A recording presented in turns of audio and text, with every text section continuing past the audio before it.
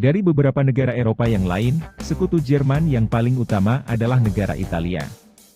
Italia telah dipimpin oleh rezim fasis Benito Mussolini sejak tahun 1925. Ideologi fasis di Italia bisa dikatakan sebagai kakak yang lebih tua bagi ideologi Nazi di Jerman. Hal ini juga diakui sendiri oleh Hitler. Di luar kesamaan ideologi, hubungan antara Hitler dengan Mussolini memang cukup kompleks. Sejak tahun 1930, Jerman dan Italia telah menyatakan diri sebagai sekutu militer, meskipun bagi kedua negara, persekutuan ini lebih untuk kepentingan nasional mereka sendiri. Pada saat awal perjuangan politiknya, Hitler adalah seorang penggemar Mussolini. Hitler khususnya sangat mengagumi peristiwa pawai di Roma pada tahun 1922, di mana ribuan pendukung fasis masuk ke ibu kota Italia, dan berujung pada penunjukan Mussolini sebagai Perdana Menteri. Peristiwa ini sangat menginspirasi Hitler, di mana ia kelak juga berusaha meniru hal serupa.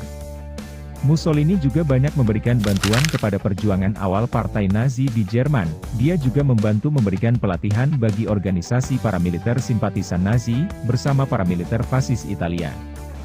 Ketika Hitler berhasil naik ke puncak kekuasaan tahun 1933, Mussolini memuji keberhasilan ini, dan menyatakan kalau ini juga merupakan kemenangan bagi partai fasis miliknya.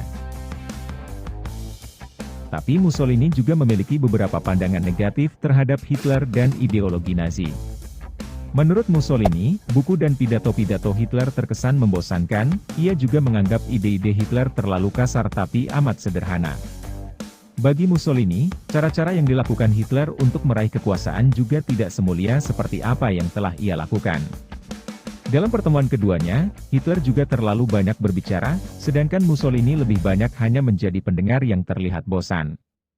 Namun terlepas dari itu semua, sepanjang dekade 30-an, propaganda dan ideologi Nazi dan fasisme Italia, terlihat cukup berhubungan satu sama lain. Mussolini juga punya pandangan yang berbeda dengan Hitler tentang isu rasial. Mussolini memang menganggap ras kulit putih Eropa sebagai ras yang lebih maju dan peletak dasar peradaban manusia. Tapi ide Mussolini tidak seradikal Hitler. Mussolini tidak memiliki pandangan anti-Yahudi, atau melebih-lebihkan faktor genetik dalam menentukan kemajuan ras tertentu. Mussolini juga tidak suka pada pandangan supremasi ras Arya Jermanik milik Hitler. Baginya peradaban Italia yang diwakili oleh kerajaan Romawi kuno, jauh melampaui kejayaan bangsa Arya. Dalam sebuah pidatonya, Mussolini pernah berkata, leluhur orang Jerman masih merupakan orang-orang buta huruf, ketika kerajaan Romawi melahirkan tokoh sebesar Julius Caesar.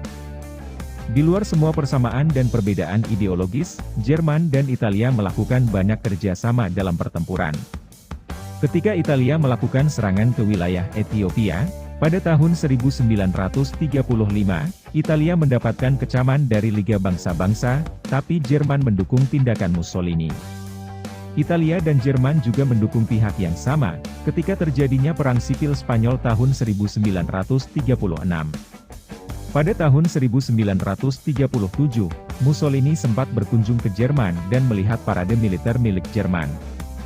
Di sini Hitler berhasil membuat Mussolini terkesan, hingga ia bersedia bergabung bersama Jerman dalam kesepakatan anti-komunis. Kedua negara menolak perluasan Uni Soviet dan penyebaran ideologi komunisme.